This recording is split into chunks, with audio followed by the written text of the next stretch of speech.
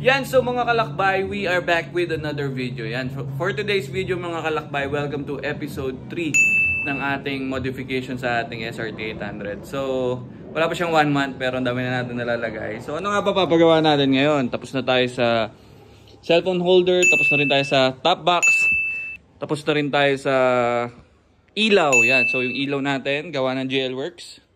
Senlo X7 yan. So yung top box natin tinanggal ko muna. Ba't ko nga ba tinanggal? Kasi syempre para may mapaglalagyan nitong exhaust. Kasi ang ipapagawa natin ngayon, pupunta tayo ng VMAX by Orion sa Taytay. So swerte natin mga kalakbay kasi ang lapit lang sa atin ng VMAX. So malapit lang siya sa Mechangge. So mga ano, around 20 minutes na biyahe, andun na ako yan. So ito malaki kasi yung exhaust natin. May mga sales sila ngayon. Natsambahan ko lang mga kalakbay. Natsambahan ko. Nag-scroll lang ako. Nakita ko. Nakalagay 40% sa mga exhaust nila ngayon. So, sayang yung deal na yun kasi 40% tas VMAX pa yung gagawa. Yeah, so, parinig ko muna sa inyo mga kalakbay yung sound ng exhaust niya ng stock. Kasi mamaya iba na to eh. Yan. Yan. Starting tayo. Yan. So, may onting grunt siya, pero malalim na eh. Okay na, malalim na siya. Pero, mas maganda kung medyo merong ingay ng onte. Lalo na, pansin ko rin, kasi nadadala ko na to sa highway, pansin ko rin, medyo kailangan maingay rin. Ng onti lang, onti lang. Pwede na! Kasi yun nga, pag adventure bike, hindi mo kailangan ng sobrang ingay. Lalagyan lang natin ng onting ingay lang. Saka laki niya rin, no? Kaya malaki rin yung kukunin natin. Onting bomba tayo, bomba check. Diba? Ang naririnig ko nga sa exhaust niya para siyang ano eh, para siyang MT-07, ganun yung tunog niya. Kasi yun nga, yung breadbox niya maliit lang din naman, kaya hindi ko alam kung anong gagawin mamaya for link pipe, mid pipe or ano. Papakita ko sa inyo. Gear up lang ako, tapos punta na tayo sa VMAX by Orion. Let's go! Yo mga kalakbay, so we're now on the way to VMAX. Lapit na talaga yun dito. So mga 20 minutes ka, 15 minutes, nandun na tayo. Kaya so maririnig nyo dito sa video yung sound niya kapag bumabomba-bomba. Diba? Parang wala lang. Pero may grunt na siya eh. Unlike sa ibang stock na talagang tahimik lang. Ito, teka, buksan natin visor. Ayun o. Ayun o. Diba? Parang tahimik lang siya eh, kaya maganda talaga na may ingay. Saka alam niyo naman tayo mga may-ari ng motor, gusto natin maingay yung mga motor natin. So this is a 2-cylinder, pero okay na rin yung tunog niya. Dream ko rin magkaroon ng inline 4. Kung papala rin tayo, magkaroon tayo ng inline 4. So sana soon magkaroon tayo ng inline 4 yan. Ito nga, minanifest na natin. Hindi mo, mayroon na tayo ngayon. Kaya maganda rin sa QJ Motor, meron silang mga inline 4 na sobrang affordable, like the SRK 600. Yan, maganda rin yun. Mabigyan sana tayo ng chance na makapag-review ng SRK, di ba? O kaya yung ano nila, yung nalimutan ko yung pangalan ng ano nila, yung sports bike. Pero adventure bike is the best para sa akin, lalo na sa height ko. Yung height nito okay na okay, abot na abot. Yun talaga yung isa siguro sa kailangan mo kapag may-ari ka ng adventure bike. You need to reach, kasi iba yung bigat niya mga kalakbay kapag kapag napunta sa isang way yung ano niya, yung bigat niya. Talagang dapat either malakas yung legs mo or magaling ka mag-balance, kasi kung sisingit-singit ka eh. Pero adventure bike is the best para sa akin. Any brand is the best. Pero sa akin QJ Motor, okay, good run for your money. Yung mga iba dyan, mahal yung ano niya, pero the maintenance itself, ubos na pera mo. Ito nga, wala pa tayo sa break-in period. Ay, wala pa tayo, hindi pa ito nabi-break-in masyado eh. Pero I tested it sa Marilaki nung nung isang araw lang. Okay. Sabi ko nga sa mga bata natin sa Pigang Boys, yung feeling pala, ganun pala yung feeling ng naka-adventure bike. Feeling ko yung dala ko, Multistrada Pikes Peak. Yan, so excited na talaga ako madala to kasi kompleto na rin kami sa gears ni Bossing. madala natin sa ibang lugar, ibang bansa tuloy. Ayun no. Yan, so malapit na. Pataytay na to eh. Actually, taytay na nga to eh. Yan, mabilis lang. Let's go. Ayan, VMAX. VMAX Racing. Yan o. Alright, dito na tayo. Dito siya.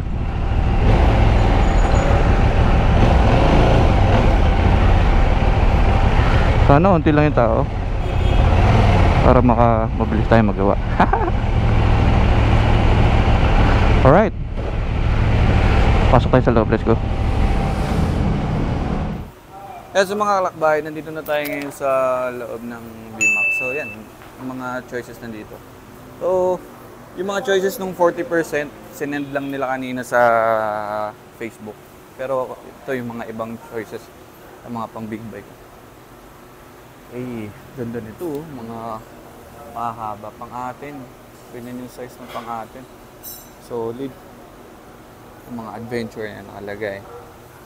So maganda yung hindi masyadong buka yung tunog. Or okay din kapag may silencer, tas tanggalin na lang natin yung silencer. Like this one, yan, may silencer yan. Pwede mo lang siya tanggalin. Ganda rin, no? So, pa 20% off pa yung iba. So, doon na tayo sa 40 kasi mas okay yung 40. So, yan. So, waiting tayo. May ginagawang triumph doon. Solid yung pagkakagawa. Ang ingay. Saka, yun nga, kagandahan ng malapit tayo kasi mabilis tayo makapunta kasi first come, first serve. Marami yata nagpapagawa. Kaya, at least, diba? Kaya sa mga kalakbay, malapit na siya mano. Dito na yung mount natin. Yan. Tapos yung stock natin nandito. Medyo mabigat din na siguro around nasa 8 to 10 kilos yan. Laki rin yun. So, ayun nga, ito yung ilalagay natin ng muffler dito sa ating motor. Not too big, pero hindi rin siya sobrang liit. Okay din siya for adventure bike. So, malapit-lapit na to. Bigat nun. Grabe. Laking weight din ng mababawas if ever. Siguro sa susunod, mga after 2 years, 3 years, pakat-delete natin para lumabas yung totoong sound ng motor mismo. Yan. So, waiting lang tayo here. Yan. Ito pala, meron palang pantimbang dito. Timbahin natin. So, ang bigat niya ay ayun nga, 7 no? 7 kilos. 7 kilos din ang nabawas. Ito, sobrang gaan naman. Yeah. Saktong bigat lang. So, mga around 2 kilos lang yan. Ilang kilo, kuya? Oo, mga 2, no? 1, wala pa nga 2 eh. 1 kilo lang. Minus 6. Yan, no? Alright, yan na. Kompleto na lang. Kaya na mga alakbay, nakasalpak na. Ganda! Solid! So, ginawa lang ng link pipe. Yan, dun sa stock natin. Yun na rin, naka-ready na yan na natin. So, sound check naman tayo. Let's go! Yan, so sound check tayo mga alakbay. Testing natin ngayon. So, first, sound check. Alright. First, sound check natin. Hey! Solid! Angas! Ang ina, bombo! Wala siya silencer kaya ganun yung tunog niya. Tunog MT-10 sa malayo. Tapos ang laki rin talaga nung nabawas dun sa ano niya, sa dito sa lagayan niya. Yan. So, approve. Sobrang approve. Alright. Yung mga kalakbay, so pauwi na tayo ngayon. So sobrang solid nitong exhaust sa VMAX. Bisitahin nyo yan dito mga kalakbay kung gusto nyo magpagawa ng exhaust. Sayang yung deal nila na 40% off sa mga muffler. So not just adventure bike, pero may iba-iba rin sila na mga deals for your motorcycle. Sayang, get it habang meron pa. Sobrang happy ako sa ano natin, sa muffler natin. Grabe, nakakakilig. Tunog ano, Tunog multistrada, grabe. Yan, let's go. Mamaya, parinig ko sa inyo kapag umandar tayo mabilis doon sa may bandang SM.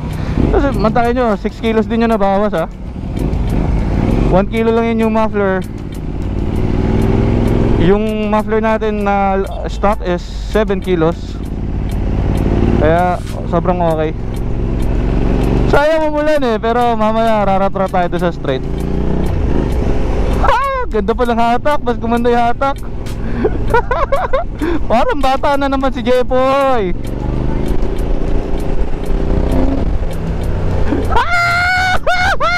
Ang ganda. Solid, solid, solid, solid. Ay, pahinga nyo. Grabe, parang multistrada yung tunog. Solid, solid. Hindi pa ako nagpaano niyan ha. Hindi pa ako nagpa-cut delete. Imagine niyo pag nagpa-cut delete pa ako mga kalakbay. Cut delete mga kalakbay, sa mga hindi nakakaalam, catalytic delete. So parang tatanggalin mo yung mismong sumasakal dun sa muffler mo. So nilalagay nila yon for something na mga nyari for the carbon emission yata, mga ganun. Hindi rin ako masyado maalam sorry, pero yun lang, mga basics lang. Pero I'm so happy with my exhaust. Hindi na ako dumayo ng malayo, hindi pa ako pagod. Malapit lang sa bahay.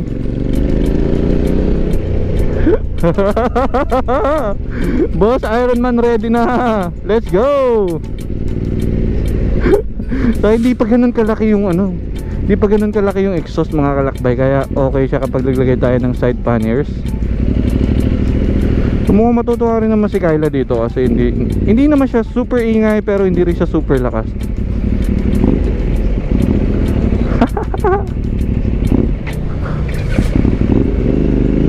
Mamatay pa tayo kung dito tayo sa Taytay.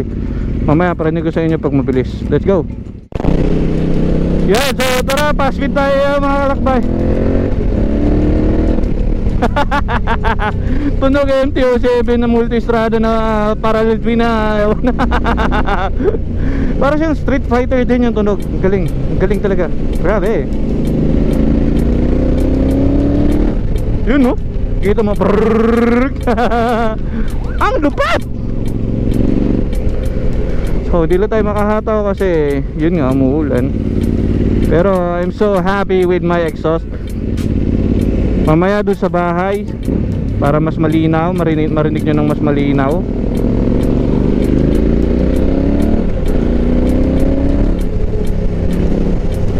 So meron na tayong aux light, meron na tayong top box, meron na tayong muffler. Ano pa ba ang kailangan natin? Comment down below para sa ating SRT 800 SX. Yan o. Sa pa nga, bomba.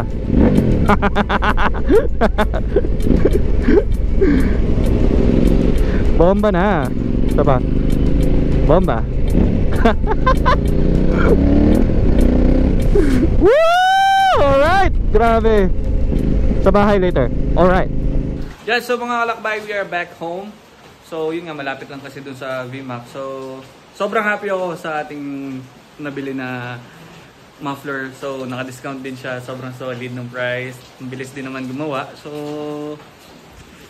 ito, paparinig ko sa inyo ng di tayo naka GoPro. Ayan. Pag binuksan mo, malakas talaga. Open natin. Yan.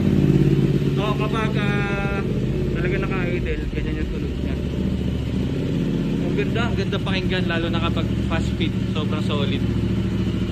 Yan. So isang bomba lang bago natin natin.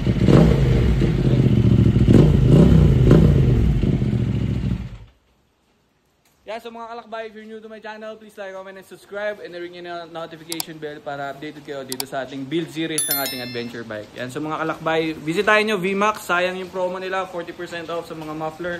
Check nyo kung mayroong available na muffler para sa inyong mga motorcycle. Yan, so mga kalakbay, don't forget to stay safe, and peace out. Abangan nyo itong muffler yan. So, let's go.